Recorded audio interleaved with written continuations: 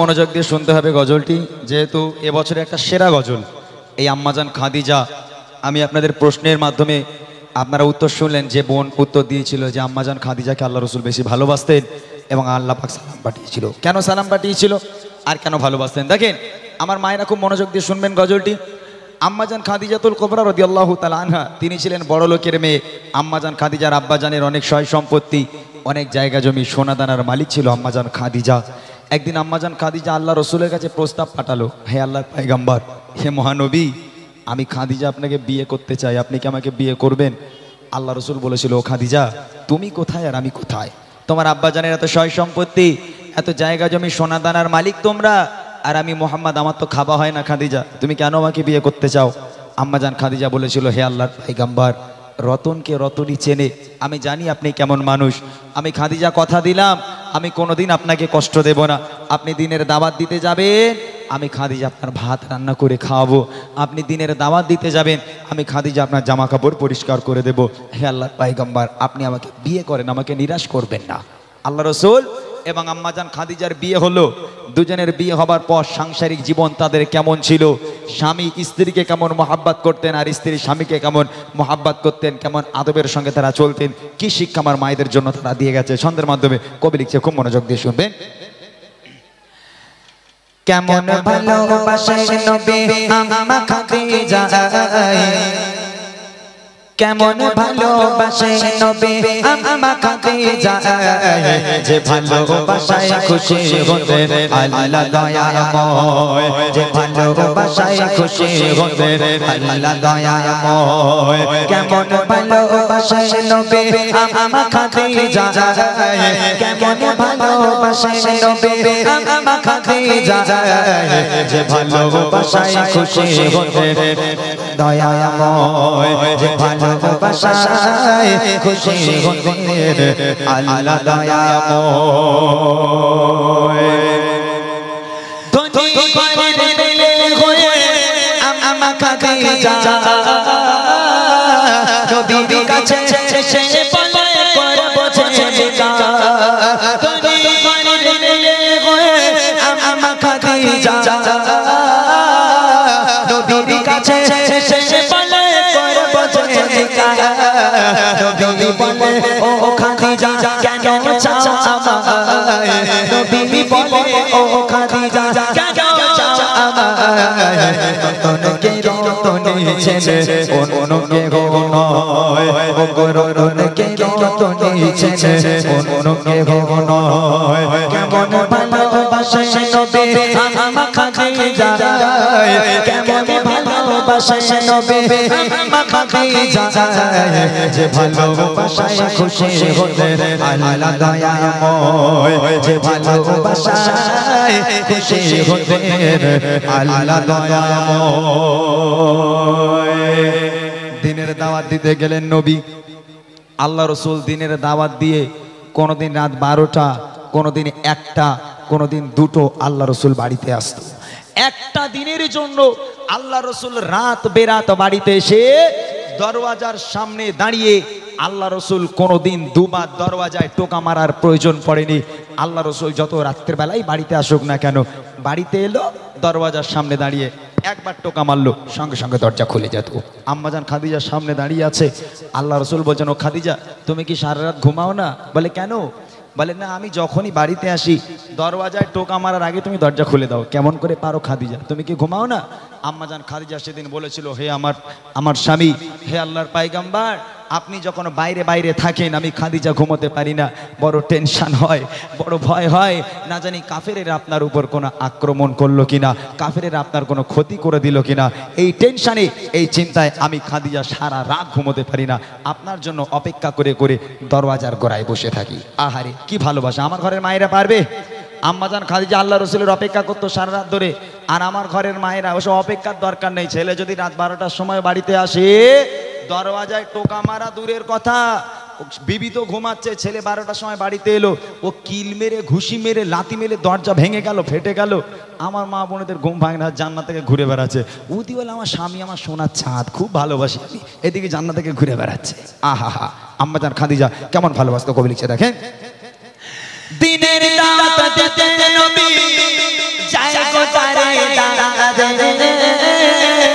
অপেক্ষায় বসে থাকে বিবি নিজের ঘরে দিনের দাওয়াত দিতে নবী যায়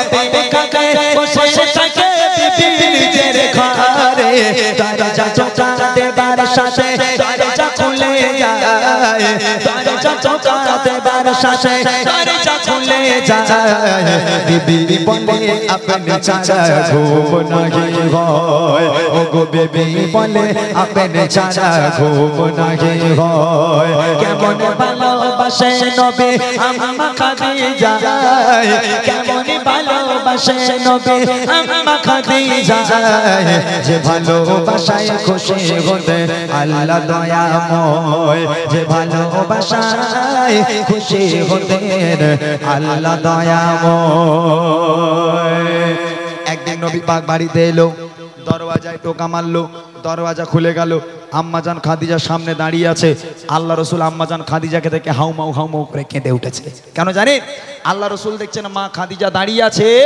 আর খাদিজার জামাটা এমন ভাবে ছিঁড়ে গেছে আম্মাজান খাদিজার জামাটা ও জামা সেলাইও করা যাবে না তাবলিও মারা যাবে না ই দেখে আল্লাহ রসুল হাউমাউ করে কেঁদে উঠেছে আম্মাজান খাদিজা কাঁদতে কাঁদতে বলে হে আমার স্বামী আপনি কাঁদছেন কেন আমার দ্বারা কি কোনো বেয়াদবি হয়ে গেল কষ্ট পেলেন কেন কাঁদছেন আপনি আল্লাহ রসুল বলছেন ও খাদিজা তুমি কোন ঘরের মেয়ে খাদিজা তোমার আব্বাজানের এত সয় সম্পত্তি এত জায়গা জমি সোনাদানার মালিক তোমরা খাদিজা ও খাদিজা তুমি আমাকে বিয়ে করে তোমার অবস্থা দেখো তোমার জামাটা এমন ভাবে ছিঁড়ে গেছে আমি তোমার স্বামী হয়ে সেলাইও করে দিতে পারবো না ও খাদিজা আমি তোমাকে ভালো রাখতে পারলাম না আম্মাজান খাদিজা বলছে হে আমার স্বামী আমি কোনোদিন আপনার কাছে কষ্ট পাইনি তবে জীবনে তো কিছু চাইনি তিনটে জিনিস চাইবো আমাকে দেবেন আল্লাহ রসুল বলছেন বলো খাদিজা তুমি কি চাও বলো আমাকে আম্মাজান খাদিজা বলছে আমার প্রথম নম্বর আবদার আমি খাদিজা যেদিন ইন্তেকাল হয়ে যাব আমি খাদিজা যেদিন মারা যাব ওই দোকান থেকে কাফন কিনে পরালে হবে না তাহলে আপনার এই পিরান আপনার এই জুব্বা আমাকে কাফন করে দিতে হবে দ্বিতীয় নম্বর আবদার হলো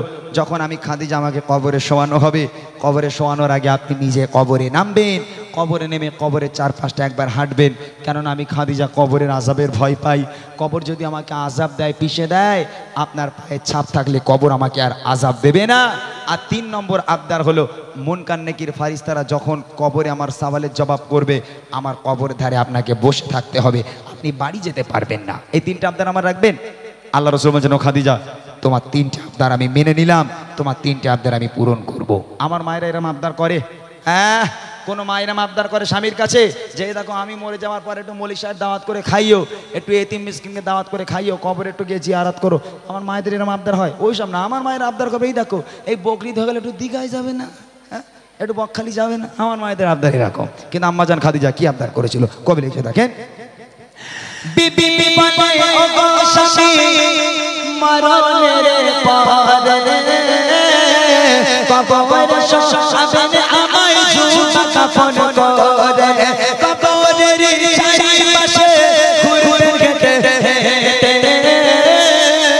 কবর জানো নাহি পারে আমায় পিছে দিয়ে থাকবে বসে ফারিস্তাদের সওয়ালের সময় থাকবে বসে ফারিস্তাদের সওয়ালের সময় কবরের কঠিন আযাব বড়ই ভয় হয় ও কবরের কঠিন আযাব বড়ই ভয় হয় কেমন ভালোবাসে নবী আম্মা খাদিজা কেমন ভালোবাসে নবী আম্মা খাদিজা যে ভালোবাসায় খুশি হতে আল্লাহ দয়াময় যে ভালোবাসায় খুশি হতে আল্লাহ দয়াময়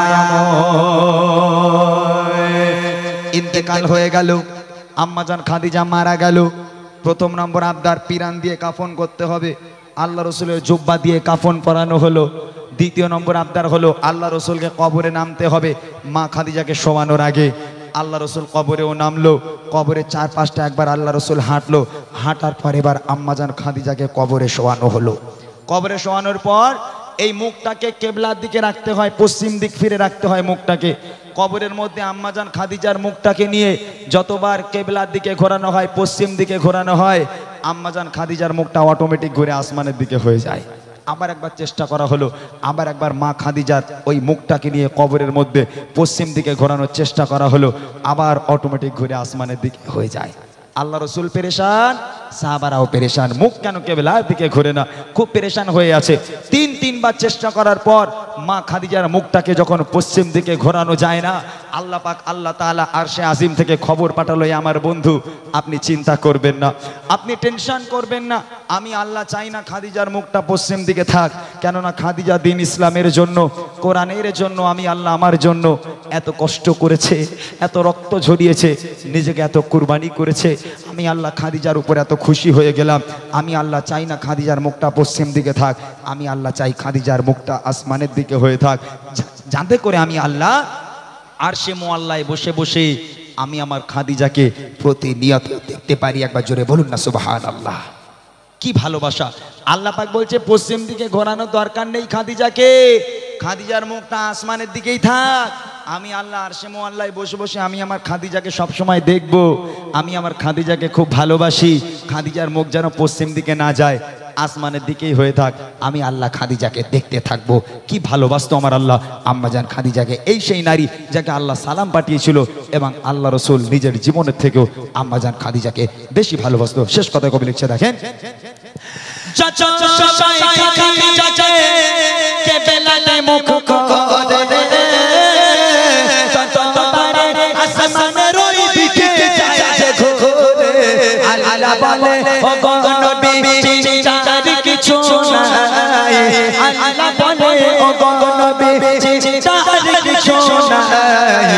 খাদিজাকে দেখবো বলে আমি সর্বদাই, ও খাদিজাকে দেখবো বলে আমি সর্বদাই, কেমন ভালোবাসে নবী আমার খাদিজা, কেমন ভালোবাসে নবী আমার খাদিজা, যে ভালোবাসায় খুশি হতে আল্লাহ দয়াময়, যে ভালোবাসায় খুশি হতে আল্লাহ দয়াময়, যে ভালোবাসায় খুশি হতে আল্লাহ দয়াময়, যে ভালোবাসায় খুশি হতে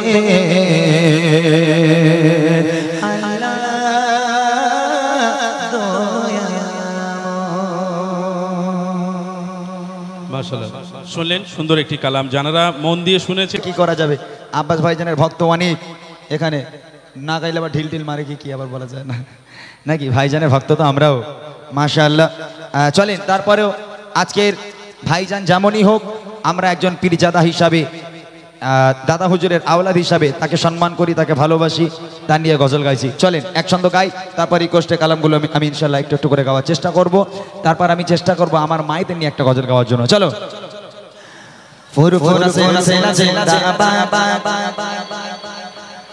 আব্বাস ভাইজান জিন্দাবাদ,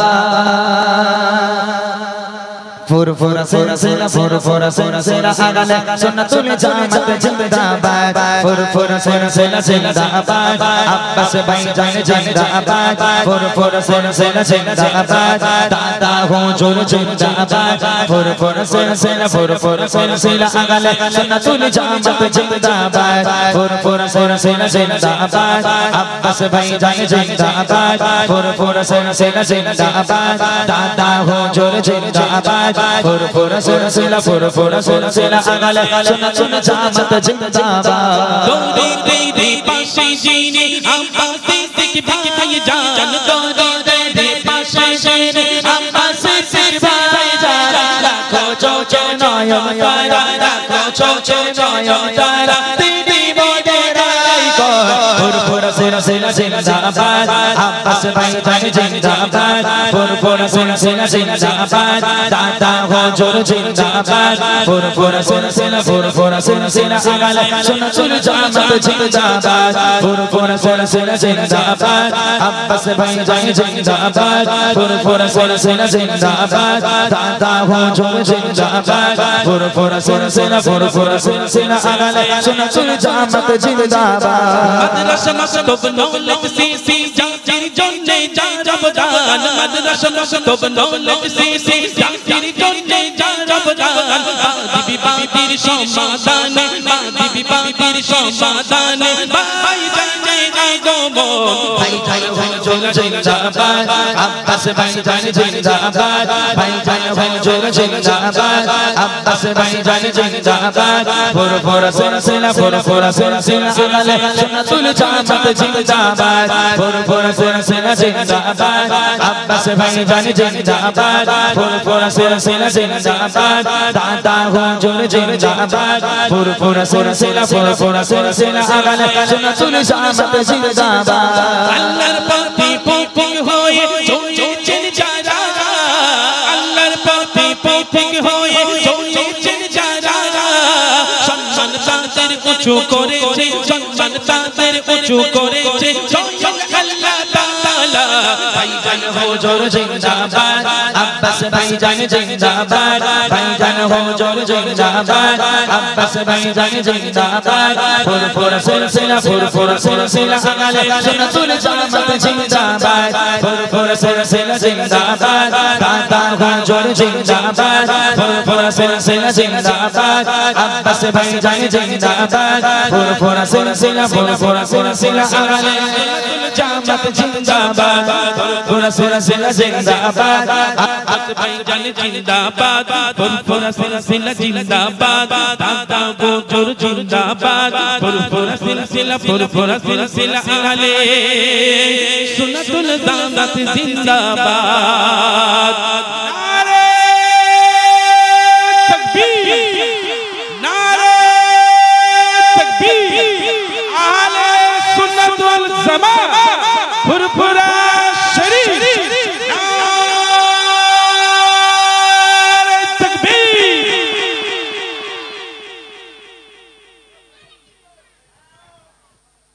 যাক মাশাআল্লাহ আমার এই ভাইটি রিকোয়েস্ট করেছিল গজলটা কিছু উপহার দিলেন সত্যি এরকম যদি কিছু উপহার পাওয়া যায় অনেক ভালো লাগে মনটা খুশি খুশি লাগে হ্যাঁ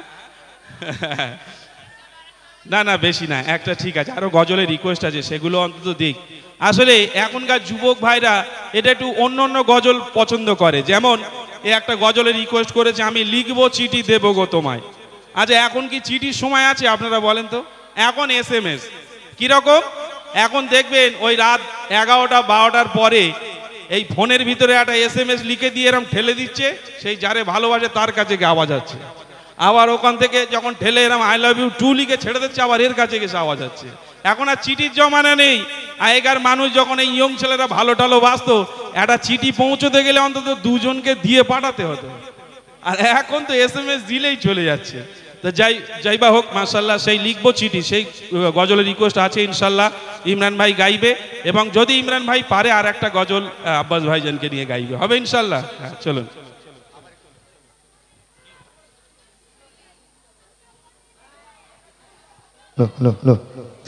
যাক আলহামদুলিল্লাহ ভাইজানের ভক্ত এখানে অনেক আলহামদুলিল্লাহ আমি চেষ্টা করব আবার ভাইজানকে নিয়ে একটু পরে আবার গাওয়ার জন্য অপেক্ষা করলে ইনশাআল্লাহ আপনাদের জন্য ভাইজানকে নিয়ে গজল আমি আবার শোনাবো চলেন এই যে বুড়িমা গজলটা হয়তো আমি এখানে গেয়েছি কিনা আমার মনে নাই আমার ঠিক মাথায় আসছে না তারপরে আমি আপনাদেরকে একটা কথা বলি এই বুড়িমা গজলটা প্রায় 8-9 বছর ধরে আমি গাইছি আজও পর্যন্ত এমন কোনো জায়গা নেই যেখানে আমি 7-8 বছর ধরে যাচ্ছি সেখানেও প্রতিবারে আমাকে বুড়িমা গাইতে হয় এই বুড়িমা গজলটার এত ভক্ত কেন জানেন এই বুড়িমা গজলটা মানুষের কাছে এত ভালোবাসা কেন পেয়েছে তার একটা কারণ আছে আমি এই বুড়িমা গজলটা লিখেছিলাম এরকম একটা ঈদে মানে আমি ঈদের নামাজ পড়ে বাইরে আসছিলাম দেখলাম কিছু মায়েরা হাত পেতে দাঁড়িয়ে আছে চিন্তা করলাম আল্লাহ এই সমস্ত মায়েদের সন্তানগুলো কোথায় এই সমস্ত মায়েরা ভিক্ষা করছে না আছে পরনে নতুন কাপড় না আছে পেটে কোনো খাবার তারা ভিক্ষা করছে চিন্তা করলাম সন্তানগুলো কোথায়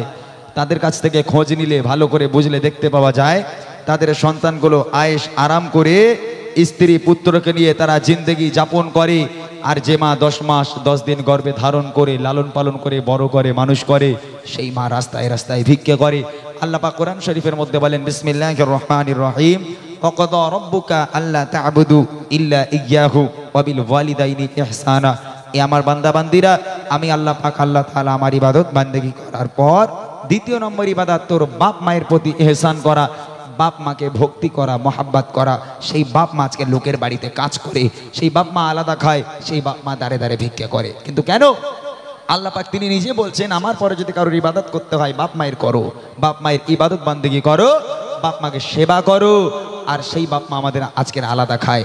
একটা গজল আমি ছোট্ট করে শোনাবো। যে সমস্ত মায়ের সন্তানগুলো এখানে আছে, মা কি জিনিস, আল্লাহ পাক আম্মা জানকে কি নিয়ামত দিয়েছেন। বুড়িমাতে বলেছিলাম মায়ের বুকের খাঁচায় লাথি মেরে সন্তান বাড়ি থেকে তাড়িয়ে দেয়, তবে ওই মা যখন ওই সন্তানকে জন্ম দিয়ে বড় করেছে, মানুষ করেছে, কতটা কষ্ট সেই মা করেছে এই সন্তানের জন্য। ছোট্ট আকারে আপনাদের জন্য শোনাচ্ছি মা কি জিনিস, কবি ছন্দের মাধ্যমে লিখে শুনবেন।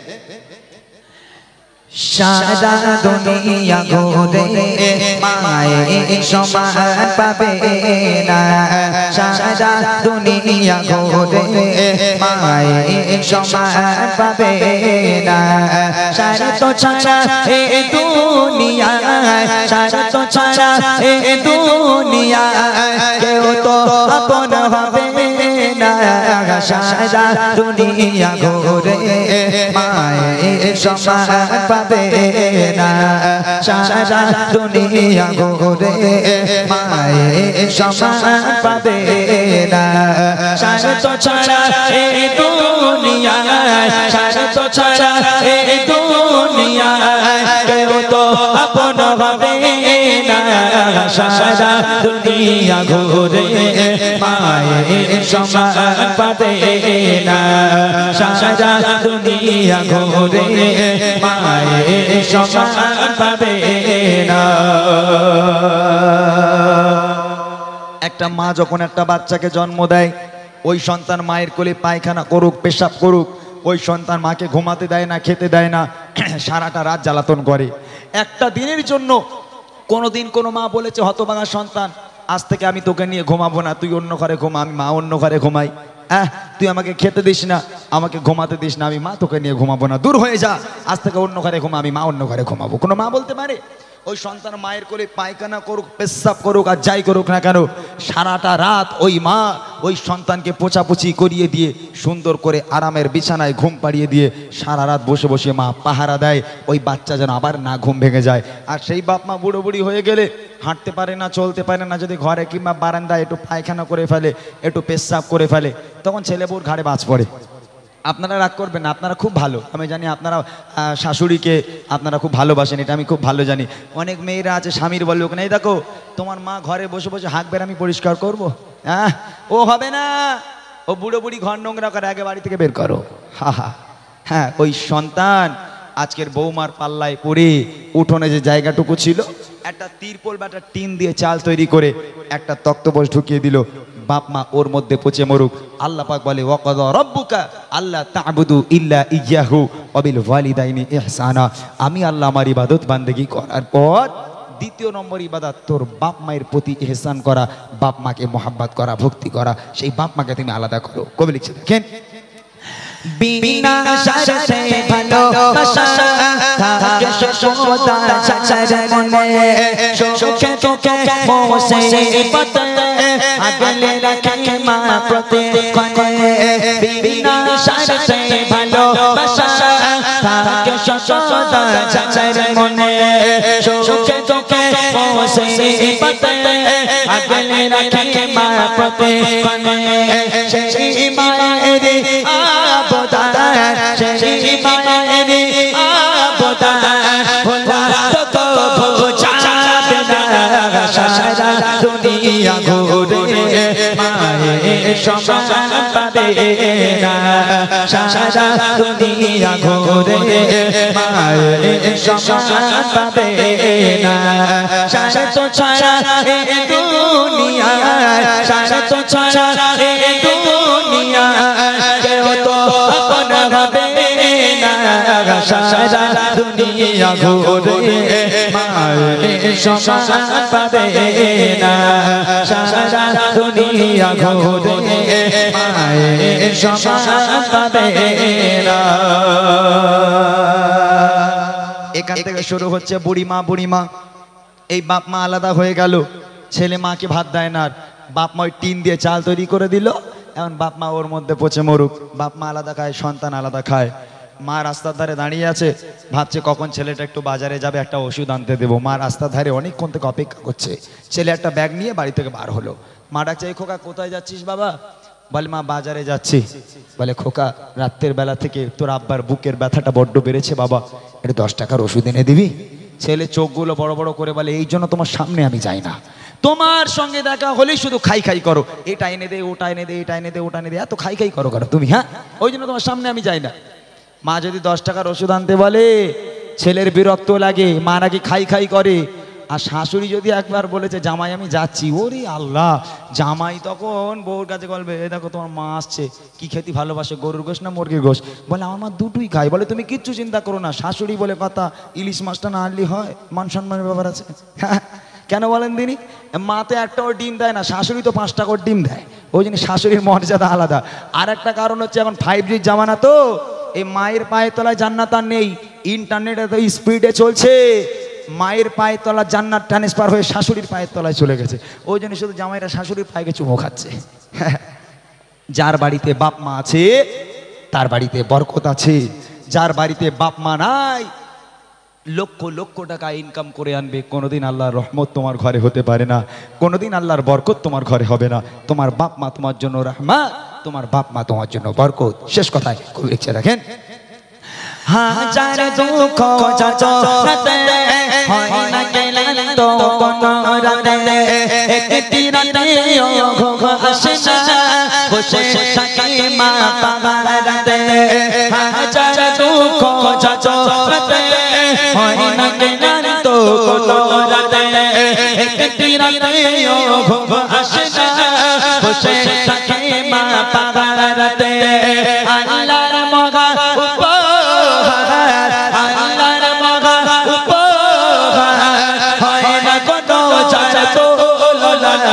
সারা দুনিয়া ঘুরে মায়ের সমান পাবে না, সারা দুনিয়া ঘুরে মায়ের সমান পাবে না। সারা তো ছাড়া এই দুনিয়ায়, সারা তো ছাড়া এই দুনিয়ায় কেউ তো আপন হবে না, সারা দুনিয়া ঘুরে মায়ের সমান পাবে না, সারা দুনিয়া ঘুরে মায়ের সমান পাবে না, সারা দুনিয়া ঘুরে মায়ের সমান পাবে না। মাশাআল্লাহ, শুনলেন জোয়ান মা, বুড়িমাটা হবে ইনশাল্লাহ, ইমরান ভাই গাইবে বুড়িমা কালাম, খুব ভালো লাগা কালাম। মায়ের গজল, সত্যি কথা, যখন মায়ের গজল বলা হয়, হামদ নাথ শোনার পরে যদি কিছু ভালো লাগে সেটা হচ্ছে মায়ের গজল। মায়ের গজল বলতেও ভালো লাগে, শুনতেও ভালো লাগে। চলুন আমরা বুড়িমা শুনবো, তার আগে আরও 2-1টি রিকোয়েস্ট আছে, সেই রিকোয়েস্টের কালামগুলো ইনশাল্লাহ। আর ভাইরা যার রিকোয়েস্ট করছে যে গলা করার, আমার মনে হচ্ছে না হবে, মাওলা বক্সের গলা করে না ইমরান ভাই, অন্য জনের করে, আব্বাস ভাইজানের করে, কখনো খোকা মাওলানা, ওনারা বলছে সেই মাওলা বক্সর গলা করতে। আসলে আমি একটা কথা বলি, নকল জিনিসটা এমন একটা জিনিস না, কারণ নকল করলে ভালো লাগে, কারণ নকল করলে খারাপ লাগে। যেহেতু উনি হচ্ছেন একদম বৃদ্ধা মানুষ, দেখেন ওনার নকল করা মানে ওনাকে মুখ ভাসানো সমান, কেননা উনি একটু কেমন মানে তো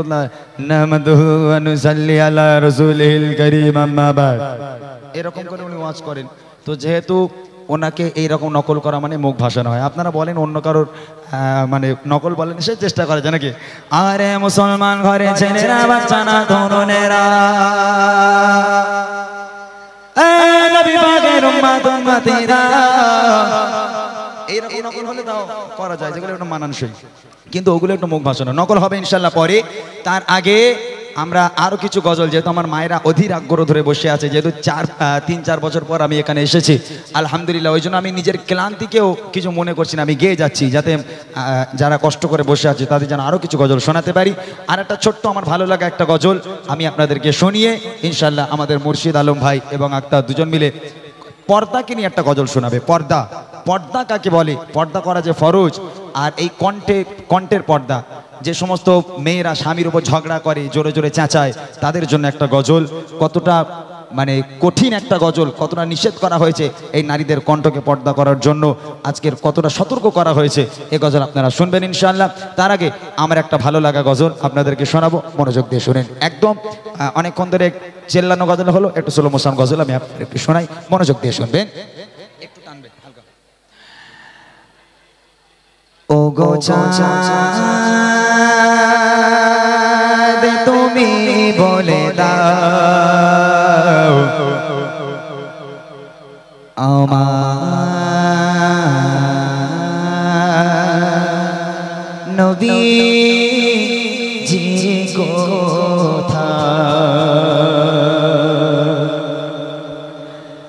ও গো চাঁদ তুমি বলে দাও আমার নবী জি কোথায় ও গো চাঁদ তুমি বলে দাও আমার নবী জি কোথায় কোথায় গেলে পাবো নবীকে কোথায় গেলে পাবো নবীকে পাক নবীজির রওজায় ও গো চাঁদ তুমি বলে দাও আমার নবীজি কোথায় ও গো চাঁদ তুমি বলে দাও আমার নবীজি কোথায় কত শত হাজিরা হাত পাকে যায় খোদার কাবাকে তারা জড়িয়ে কত শত হাজিরা আজ পাকে যায় খোদার কাবাকে তারা জড়িয়ে ও কাবা তুমি বলে দাও আমার নবীজি কোথায় ও কাবা তুমি বলে দাও আমার নবীজি কোথায় কোথায় গেলে পাবো নবীকে কোথায় গেলে পাবো নবীকে পাক নবীজির রওজায় ও গো চাঁদ তুমি বলে দাও আমার নবীজি কোথায় কত শত হাজিরা কত শত হাজিরা মদিনাতে যায় হাজারে আসওয়াদে তারা চুমা দিয়ে কয়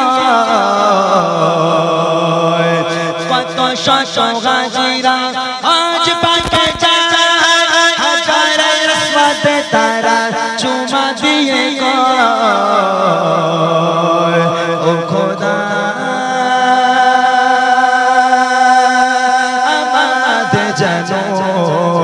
গোনা গলি ঝরে যায় ও খোদা